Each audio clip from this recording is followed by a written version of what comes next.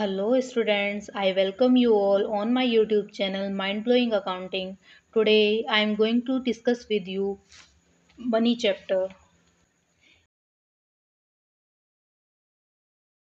इस चैप्टर को समझने से पहले हमें सीसी इकोनॉमी को समझना होगा। C stands for commodity. CC economy is the one in which commodities are exchange for commodities. ये एक ऐसी इकोनॉमी है जहाँ पे हम कमोडिटी को कमोडिटी से एक्सचेंज करते हैं, सामान के बदले सामान। पुराने टाइम में होता था ना कि हम कोई चीज़ दे के दूसरे से कोई दूसरी चीज़ ले लेते थे, जैसे गेहूं के बदले चावल, शुगर के बदले सोल्ट। इस तरह से क्या होता था, सामान के बदले सामान लेते थे एक दूसरे से लोग। पुराने टाइम में मनी होता नहीं था, तो उसी उसी सिस्टम को हम क्या बोलते हैं, सीसी इकोनॉमी। और इसका दूसरा नाम क्या है, बार्टर सिस्टम ऑफ एक्सचेंज भी हम इसको बोल सकते हैं। लेकिन इस सिस्टम की कुछ ड्रॉबैक्स थी। ड्रॉबैक्स मीन्स कुछ कमियां थी, जैसे डबल कोइंसिडेंस ऑफ वांट्स। एक ही टाइम पे दो लोगों की ज़रूरतें एक साथ पूरी होनी चाहिए। जैसे मुझे किसी से क्या चाहिए, ब्रेड चाहिए, तो मुझे कोई ऐसा पर्सन ढूंढना होगा जिसके पास ब्रेड हो। लेकिन दूसरे बंदे को क्या चाहिए, गोल्ड, तो उसी टाइम पे मेरे पास क्या एक्स्ट्रा होना चाहिए, गोल्ड। लेकिन ऐसा ज़रूरी तो नहीं है। अगर ऐसा नहीं हो पाया तो ट्रांजैक्शन नहीं होगी। तो ये इसकी क्या थी, एक ड्रॉबैक थी। दूसरी ड्रॉबैक क्या है, lack of common unit of value. कोई एक कॉमन यूनिट नहीं था जिसमें हम कमोडिटीज़ की वैल्यू को बता पाए। आज के टाइम पे तुम अपने हाउस की वैल्यू बता सकते हो 1 करोड़, अपनी कार की वैल्यू बता सकते हो 20 लाख 30 लाख। लेकिन पुराने टाइम पे क्या था, बता ही नहीं सकते थे। अगर किसी के पास कोई चीज़ है, वो कैसे बताएंगे कि हमारे पास कितने का है। तो पुराने टाइम में ऐसा भी होता होगा कि जो ज़्यादा वैल्यू वाली चीज़ है उसको हम कम वैल्यू वाली चीज़ से क्या कर लेंगे, एक्सचेंज। और जो लोग चालाक हैं वो उसका फ़ायदा भी उठा सकते हैं। नेक्स्ट है डिफ़िकल्टी ऑफ फ्यूचर पेमेंट और कॉन्ट्रेक्चुअल पेमेंट। आज के टाइम पे हम इजीली फ्यूचर में पेमेंट कर सकते हैं, लेकिन जब बार्टर सिस्टम था ये इजी नहीं था। सपोज दैट उस टाइम पे अगर हमें फ्यूचर पेमेंट करना होता तो हम कैसे करेंगे। आज हमारे पास वेजिटेबल है, जिस बंदे का काम होगा, जिस पर्सन का काम होगा वेजिटेबल का, वो वेजिटेबल स्टोर करके कैसे सेल करेगा। आज तो वेजिटेबल फ्रेश है, लेकिन बाद में तो ये क्या है, पेरिसेबल है, पेरिस हो जाएगी और वो स्टोर करके रख भी नहीं पाएगा। और नेक्स्ट ड्रॉबैक है इसका, difficulty of store of value and transfer of value. Store करने में भी क्या होती थी, प्रॉब्लम होती थी। स्टोर करने के लिए क्या चाहिए, स्पेस चाहिए। बार्टर सिस्टम ऑफ एक्सचेंज के टाइम पे वैल्यू को स्टोर करना मुश्किल था, क्योंकि हमें, हमारे पास पैसे तो थे नहीं, तो हमें चीज़ों को स्टोर करना पड़ता था, उसके लिए स्पेस भी लगता था, उसको हमें सेफ भी रखना होता था। ये प्रॉब्लम थी। दूसरा, ट्रांसफ़र करने में भी प्रॉब्लम होती थी, क्योंकि सामान को एक जगह से दूसरे ले जाने में क्या होती थी, दिक्कत होती थी। तो ये सब क्या थी, बार्टर सिस्टम की क्या ड्रॉबैक्स थी। इन्हीं ड्रॉबैक्स की वजह से क्या हुआ, एवोल्यूशन ऑफ मनी हुआ। आप इस तरह से भी समझ सकते हो कि इन्हीं ड्रॉबैक्स को दूर करने के लिए मनी का एवोल्यूशन हुआ। So what is money, it is an instrument that serve as a medium of exchange, store of value, a measure of value and a standard for deferred payment. अब एक एक करके हम समझते हैं। मनी क्या है, मीडियम ऑफ एक्सचेंज। एक्सचेंज के लिए एक मीडियम है। आज के टाइम पे अगर तुम्हें कुछ परचेज़ करना है, तो उसी टाइम पे तुम्हें कुछ भी सेल करने की ज़रूरत नहीं है। तुम्हें परचेज़ करना है तो तुम सिंपली पे करोगे, पेमेंट करोगे किससे, मनी से, और परचेज़ कर लोगे। इन द सेम मैनर अगर आप कुछ सेल करना चाहते हो तो आपको सिर्फ सेल करना है, परचेज़ करने की ज़रूरत नहीं है। उसी टाइम पे सेल करोगे और मनी रिसीव करोगे। तो इसलिए मनी ने क्या काम किया, ये एक मीडियम ऑफ एक्सचेंज बन गया और अब ट्रांजैक्शन इजीली हो सकती है। नेक्स्ट कैरेक्टरिस्टिक क्या है मनी का, स्टोर ऑफ वैल्यू। आज के टाइम पे मनी की एवोल्यूशन होने की वजह से हम इजीली अपनी मनी को स्टोर कर सकते हैं।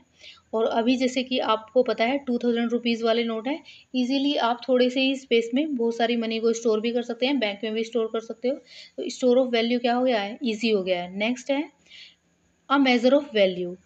अब आप इजीली अपनी छोटी से छोटी और बड़ी से बड़ी चीज़ को मनी में डिफाइन कर सकते हो। आप बता सकते हो, अगर आपके पास पेन है, पेन की वैल्यू क्या है, आपकी कार की वैल्यू क्या है, आपके गोल्ड की वैल्यू क्या है, आपकी एसेट की वैल्यू क्या है, आप इजीली डिफाइन कर सकते हो। लेकिन जब मनी नहीं था तब नहीं कर सकते थे। नेक्स्ट है स्टैंडर्ड फॉर डेफर्ड पेमेंट। आज के टाइम पे स्टैंडर्ड फॉर डेफर्ड पेमेंट क्या है? इजी। डेफर्ड पेमेंट का मतलब होता है फ्यूचर में पेमेंट करना। अब आसान है। अब लोग लोन पे क्या करते हैं, घर भी ले सकते हो, पेमेंट भी कर सकते हो इजीली, इंटरेस्ट भी चार्ज कर सकते हो, क्योंकि अब अकाउंटिंग ईजी हो गई मनी की वजह से। एग्जाम्पल क्या है मनी का? मनी का एग्जाम्पल है अ रुपी इन इंडिया। बेसिकली मनी वही है जिसको गवर्नमेंट क्या बोल दे, लीगल टेंडर। इंडिया में लीगल टेंडर किसको बोला हुआ है? रुपी को। और यूएसए में क्या है? डॉलर। नेक्स्ट है फंक्शंस ऑफ मनी। तो फंक्शंस ऑफ मनी को हम दो कैटेगरी में डिवाइड कर सकते हैं, प्राइमरी फंक्शन और सेकेंडरी फंक्शन। प्राइमरी फंक्शन का मीनिंग क्या होता है? मेन फंक्शन, जो बेसिक फंक्शन है मनी के। और जो अदर फंक्शन है वो किस में चले जाएंगे? सेकेंडरी फंक्शन में। मेन फंक्शन क्या होता है? प्राइमरी फंक्शन क्या है मनी का? First one is medium of exchange. ये एक मीडियम ऑफ एक्सचेंज की तरह काम करता है। Second one is major of value. हम किसी भी कमोडिटी की वैल्यू को मेजर कर सकते हैं। ये दो इसके बेसिक फंक्शन है। और सेकेंडरी फंक्शन में बाकी तीन आ जाएंगे, standard of deferred payment, store of value and transfer of value. Now forms of money. Forms of money में फर्स्ट है fiat money and fiduciary money. Fiat money refers to that money which is issued by authority of government. Fiat money वह money है जिसको किसने इशू किया है? Government ने। Like notes and coins. Fiat money refers to that money which is issued by authority of government. जिस money को गवर्नमेंट की अथॉरिटी से इशू किया गया है उसी को हम क्या बोलते हैं? Fiat money. जैसे गवर्नमेंट की अथॉरिटी से किसको इशू किया गया? नोट्स और कॉइन्स को। इंडिया में नोट्स और कॉइन्स होते हैं, उसको हम क्या बोलेंगे? Fiat money. और फिड्यूशरी मनी की अगर हम बात करें तो फिड्यूशरी मनी वो मनी होता है जिसको हम एज अ मनी ट्रीट तो करते हैं, लेकिन किसकी वजह से? Because of trust. So, fiduciary money is that money which is accepted as a medium of exchange because of the trust between the payer and the payee. Pair और पेई के बीच में ट्रस्ट होने की वजह से जिसको हम मनी की तरह यूज़ करते हैं, वो मनी नहीं है लेकिन हम उसको मनी की तरह यूज़ करते हैं, उसको हम क्या बोलते हैं? Fiduciary money. एग्जाम्पल क्या है? चेक। चेक क्या है? A piece of paper.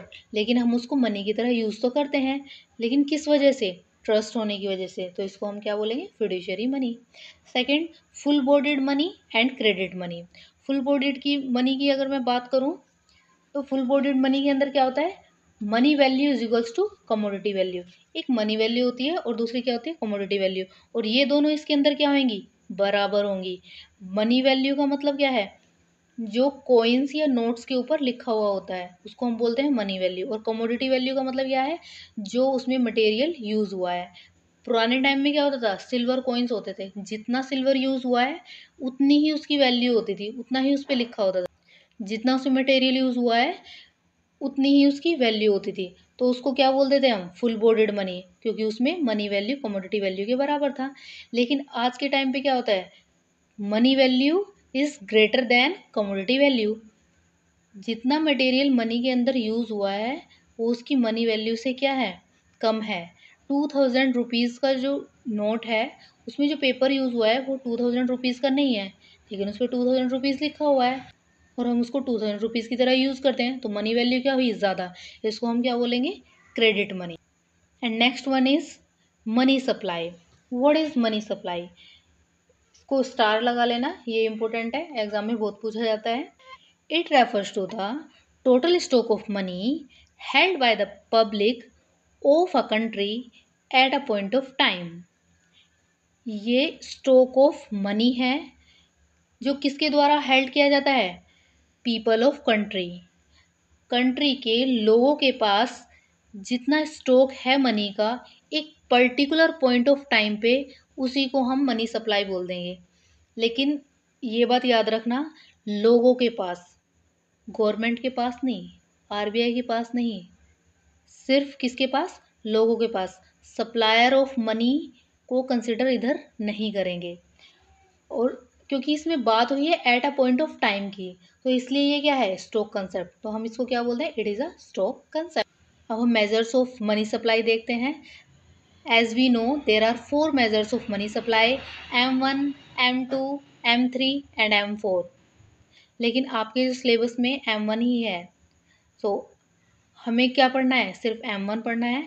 M1 is equals to C plus D D plus O D. M1 किसके बराबर होता है, C plus D D plus O D. और what is C? C is currency held by the people. जो पैसा लोगों के पास है, लोगों की पॉकेट में है, लोगों के घरों में है, जो उनके पास है, उस पैसे को हम क्या बोलते हैं, करेंसी हेल्ड बाय पब्लिक। और what is DD? DD means demand deposit. तो लोगों का पैसा बैंक में है, लेकिन वो किसी भी टाइम उसको यूज़ कर सकते हैं, ऑनलाइन पेमेंट कर सकते हैं, एटीएम से निकाल सकते हैं, उसको हम क्या बोलेंगे, demand deposit. And next one is other deposit. OD stands for other deposit. NABARD, IMF जो फाइनेंशियल इंस्टीट्यूशंस हैं, अदर इंस्टीट्यूशन है, इनका पैसा जो आरबीआई के पास होता है उसको हम क्या बोलेंगे, अदर डिपॉजिट। और अगर हम इन तीनों को ऐड कर दे तो क्या मिलेगा हमें, M1। अब हम सप्लायर ऑफ मनी की बात करते हैं। There are 3 supplier of money in India, the government, RBI and commercial bank. यही तीनों क्या करते हैं, सप्लायर ऑफ मनी है इंडिया के अंदर। और आरबीआई के बारे में बैंकिंग में ज़्यादा बात होगी, यहाँ पे मैं सिर्फ 2 पॉइंट है जो इम्पोर्टेंट है उन्हीं को डिस्कस कर रही हूँ। इंडिया के अंदर 1 रुपी कॉइन को कौन इशू करता है, मिनिस्ट्री ऑफ फाइनेंस। इसके अलावा जितने भी नोट्स वगैरह हैं उनको इशू करता है रिजर्व बैंक ऑफ इंडिया। और रिजर्व बैंक ऑफ इंडिया को नोट छापने के लिए क्या मेंटेन करना पड़ता है, मिनिमम रिजर्व। और वो मिनिमम रिजर्व कितना होना चाहिए, 200 करोड़ रुपीज़। और किसकी फॉर्म में मेंटेन करना पड़ता है, gold plus foreign securities. And gold कितना होना चाहिए, 115 करोड़। तो ये था हमारा मनी चैप्टर। तो यहाँ पे मेरा ये चैप्टर ख़त्म होता है। आपको मेरा एक्सप्लेनेशन कैसा लगा, आप कमेंट बॉक्स में कमेंट कर सकते हैं। अगर आपने मेरा चैनल सब्सक्राइब नहीं किया है, subscribe my channel. Thank you.